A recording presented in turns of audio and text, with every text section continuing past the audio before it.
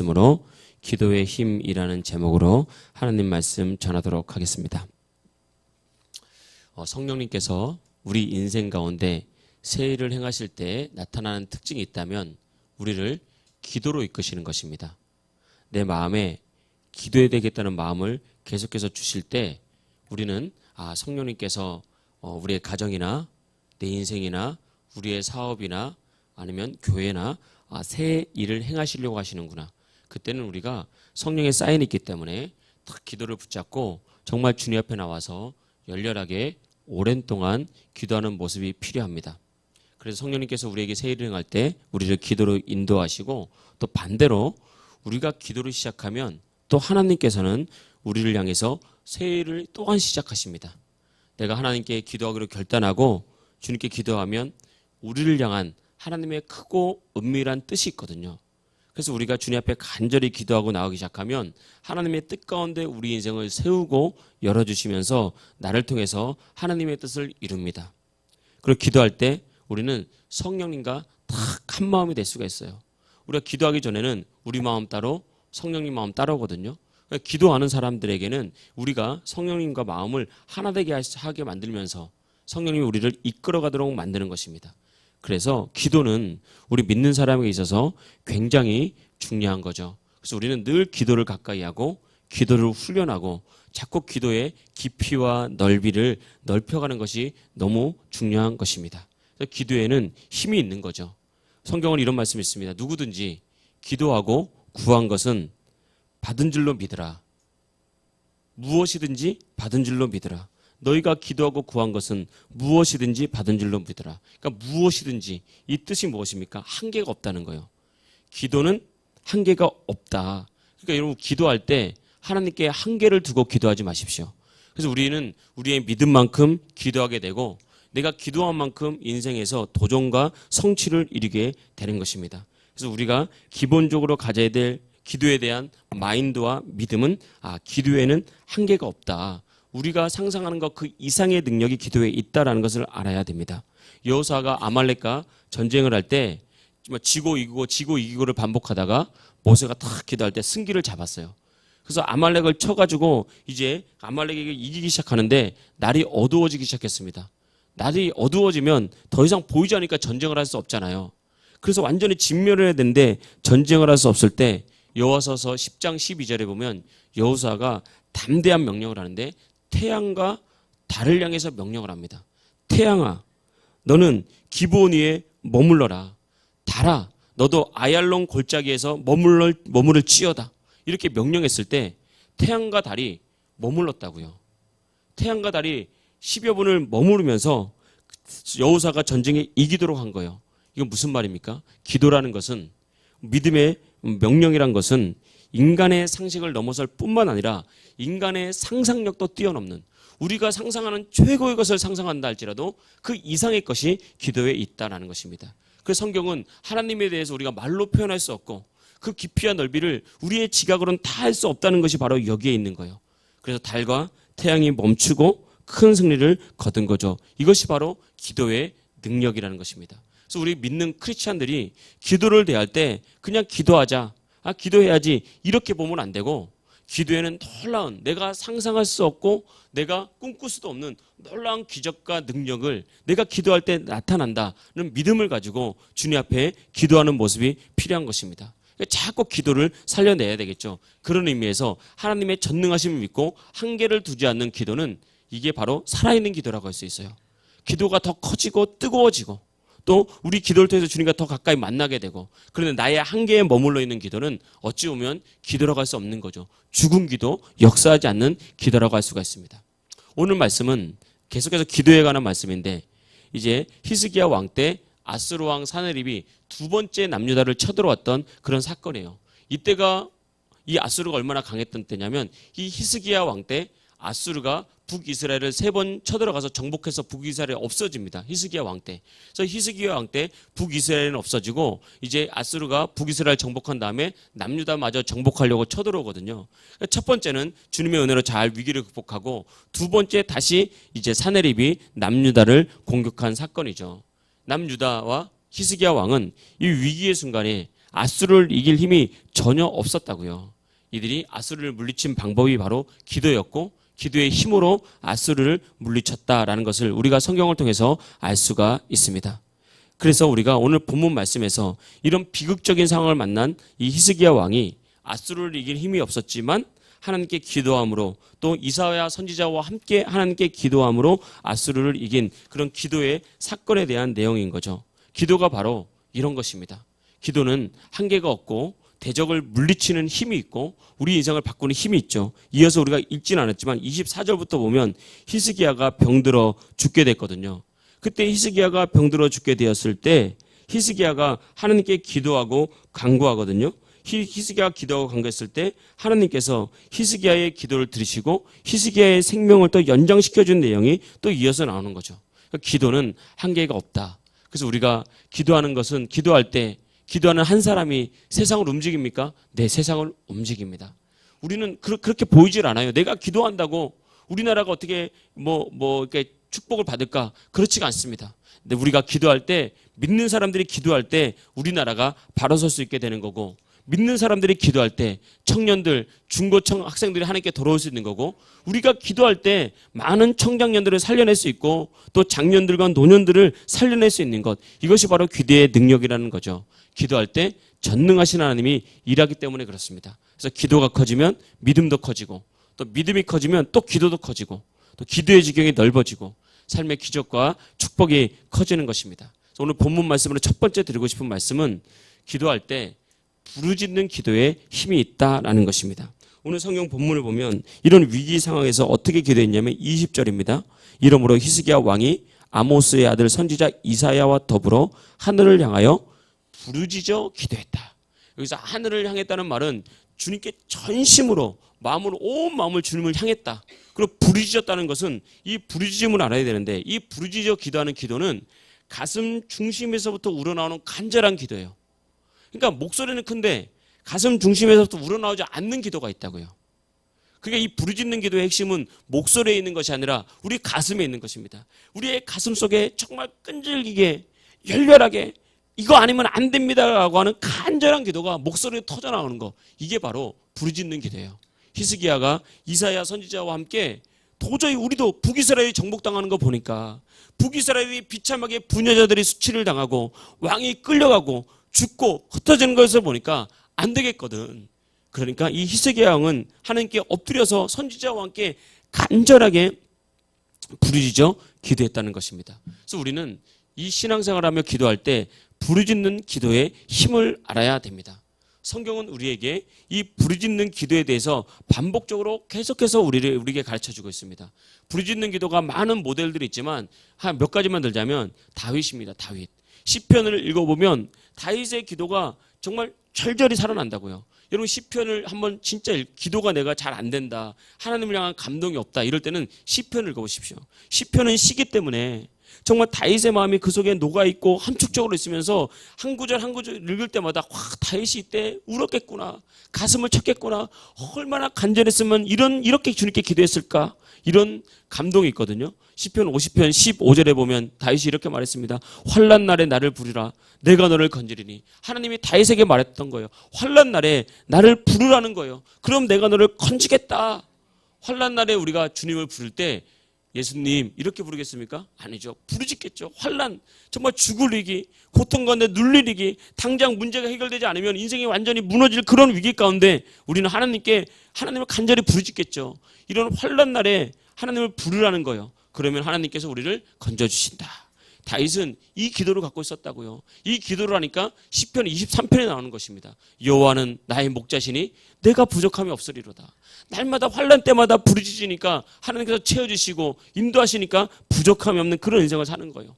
예레미야 33장 3절에 보니까 너는 내게 부르짖으라. 내가 내게 응답하겠고 내가 알지 못하는 그 은밀한 일을 내게 보이리라. 너는 내게 부르짖으라 라고 그렇게 말하고 있지 않습니까?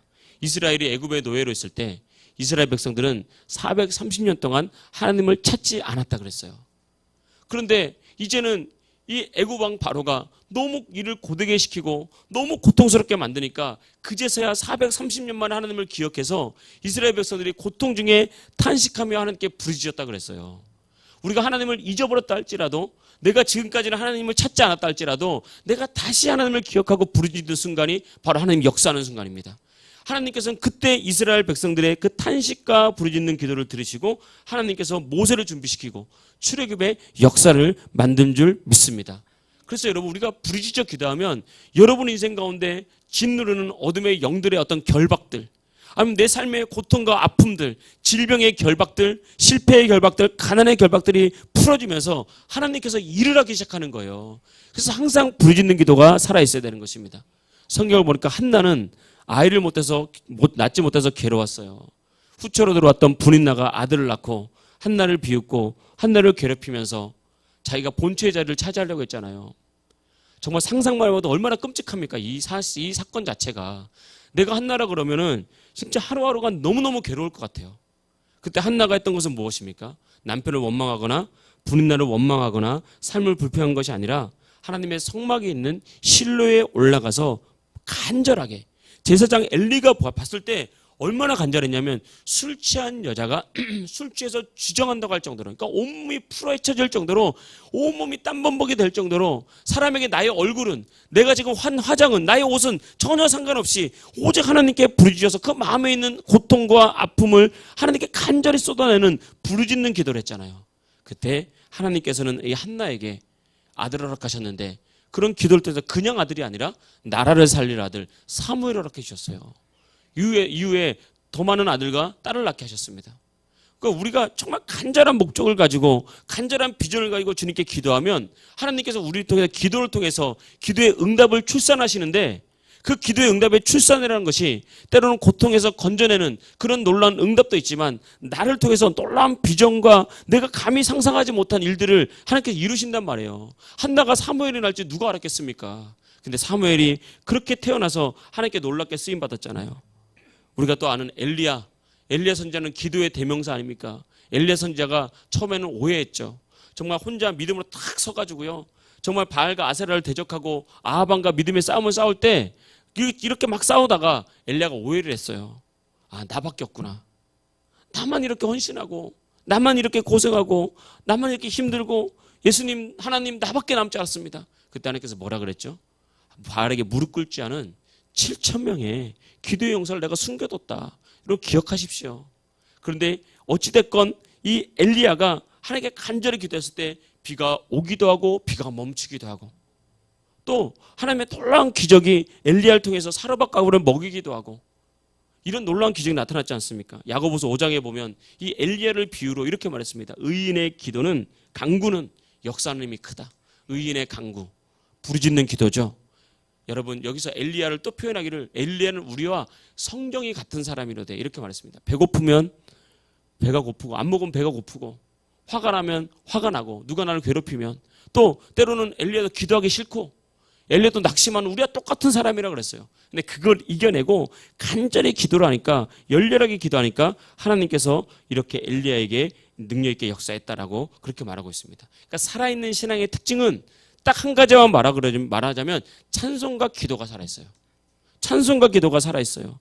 찬송과 기도가 살아있는 신앙은 결코 무너지지가 않습니다. 살아있는 교회의 특징은 찬송과 기도가 살아있어요. 뜨겁단 말이에요. 그래서 여러분, 뜨거우니까, 주님을 간절히 찾으니까, 가슴 중심에서부터 우러나와서 주님을 간절히 찾으니까 성령께서 강력하게 임재하시죠. 그래서 그들 삶에 기적이 나타나고 역사가 나타나고 응답이 나타나는 거예요. 찬송과 기도가 충만하게 살아있는 교회에는 응답과 기적도 있지만 기쁨이 가득합니다. 그들에게 기쁨을 주는 거예요. 근데 여러분, 죽은 교회, 죽은 성도, 죽은 신앙, 기도가 조용해요. 조용한 기도에는 항상 잠이 따라옵니다. 저도 그렇더라고요. 조용한 기도 항상 거의 대부분 잠이 따라와요. 아주 진짜 기도를 깊이 하는 극소수의 사람을 제외하고는 항상 잠이 따라온다니까요. 조용한 찬송도 부와 귀를 겸하여 주신다는 겁니다. 23절 말씀 보겠습니다. 여러 사람이 예물을 가지고 예루살렘에 와서 여호와께 드리고 또 보물을 유다 왕 히스기야에게 드린지라. 이후부터 히스기야가 모든 나라의 눈에 존귀하게 되었더라. 당시 아수르는 이 근동 지방, 그러니까 이 당시 중동과 이 유럽 지방에서 가장 강한 강대국이었습니다. 그런데 그 강대국이 2번 남유다를 쳐들어왔다가 실패해서 돌아가고 왕이 죽었잖아요. 그러니까 주변 나라들이 깜짝 놀란 거예요. 아니 남유다가 저 조그만 나라가 그렇게 강했나? 그러면서 이 히스기야에게 예물을 가지고 오고 재물을 가지고 오고 또 모든 나라에서 히스기야가 존경하게 됐다는 거예요. 아, 생각보다 강한 나라구나. 우리가 남유다와 함께하면 되겠구나. 이게 언제 일어나는 겁니까? 부르짖어 기도할 때 하나님께서 부와 기도 따라서 우리에게 허락하신다라고 그렇게 말하고 있어요. 그래서 우리가 항상 기억할 것은 하나님은 우리에게 우리의 삶에 공급하시는 분입니다. 넘치도록. 주기도문에 보면 이런 기도가 있죠. 일용할 양식을 주옵시고 이런 기도가 있지. 예수님의 기도죠. 그러나 여러분, 이 예수님은 이 기도를 제자들에게 가르칠 때 십자가에서 돌아가시기 전입니다. 부활 전이라고요. 엄밀하게 보면 언제부터 신약이냐라고 말할 때 신약자들이 논란이 많이 있어요.